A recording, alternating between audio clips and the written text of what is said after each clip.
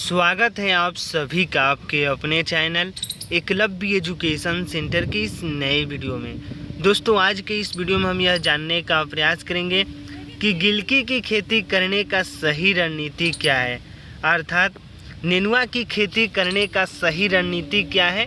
इस वीडियो में हम यह जानने का प्रयास करेंगे और इसके साथ यह भी जानने का प्रयास करेंगे कि गिलकी की खेती करने के लिए हम कौन सी हाइब्रिड वैरायटी का चयन करें जो इस बरसात के मौसम में हमें ज़्यादा से ज़्यादा पैदावार देने में समर्थ हो सके।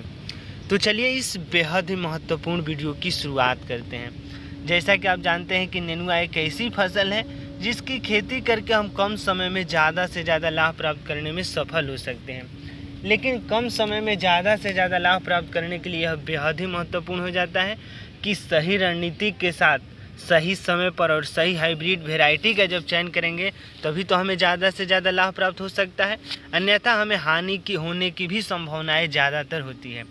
तो आइए समझते हैं कि बरसात के मौसम में नेनुआ की खेती करने का सही रणनीति क्या है। जैसे ही सही रणनीति की जब चर्चाएं कल्पनाएं होती है तो निश्चित तौर पर पहला रणनीति यही होता है कि पहले हमें हाइब्रिड वैरायटी का चयन कर लेना बेहद ही ज़रूरी है। तो जब हम हाइब्रिड वैरायटी की बातें करते हैं गिलकी के लिए, तो उसमें सबसे पहले नंबर पर आता है श्रीराम प्राइवेट लिमिटेड कंपनी का हाइब्रिड वैरायटी, और उसी क्रम में आगे अन्य हाइब्रिड वैरायटी भी है। लेकिन श्रीराम प्राइवेट लिमिटेड कंपनी का अगर हाइब्रिड वैरायटी नेनुआ की खेती के रूप में चुनते हैं तो निश्चित तौर पर आपको ज़्यादा से ज़्यादा लाभ देखने को मिल सकता है। यह तो कुछ हाइब्रिड वैरायटी हुई, और इसके साथ साथ यह भी ध्यान में रखना होगा कि जहाँ कहीं भी अगर नेनुआ की फसल को उगाने के बारे में सोच रहे हैं, एक बार उस मिट्टी की जांच कर लेना हमारे लिए बेहद ही आवश्यक है।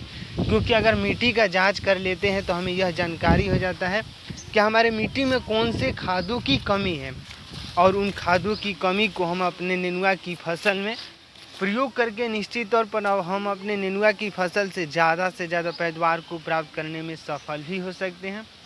और इसके साथ साथ जब हम आगे की ओर बढ़ते हैं और अगले रणनीति की जब चर्चाएं होती हैं तो अगला रणनीति यही है कि हमें अपने नेनुआ की फसल में अच्छे तरीक़ों से खादों का भी प्रयोग करना है। यानी खाद की जैसे ही बातें करते हैं तो नाइट्रोजन, फास्फोरस और पोटाश जैसे खादों का प्रयोग कर सकते हैं, और इसके साथ साथ सड़े हुए गोबर का भी प्रयोग कर सकते हैं। अर्थात सड़े हुए गोबर का अगर प्रयोग करते हैं तो निश्चित तौर पर अन्य खादों की जो कमी होती है उसकी पूर्ति आसानी से किया जा सकता है।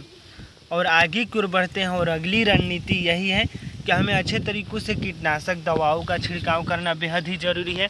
और उसके साथ साथ अगर जैसे ही हमारे नेनुआ की फसल में फूल और फल लगना शुरू हो जाए तो उस समय अगर कीटनाशक दवाओं का छिड़काव कर देते हैं तो निश्चित तौर पर हमें ज़्यादा से ज़्यादा लाभ देखने को मिल सकता है। तो इस तरह से बरसात के मौसम में नेनुआ की खेती करने के बारे में हम तमाम बिंदुओं को जान चुके हैं। तो आज के इस बेहद ही महत्वपूर्ण वीडियो में बस इतना ही। अगर आप हमारे चैनल के साथ नए जुड़े हैं और वीडियो अच्छा लग रहा है, कुछ सीख पा रहे हैं इस वीडियो के माध्यम से, तो हमारे चैनल को कर दीजिए सब्सक्राइब, ताकि हमारे द्वारा अपलोड किया गया हर वीडियो आपके पास सबसे पहले पहुंच जाए और हम तथा हमारी टीम भी उत्साहित महसूस करें कि आपके लिए हम कुछ अच्छा कार्य कर रहे हैं। तो हमें दीजिए इजाज़त। धन्यवाद। Thank you.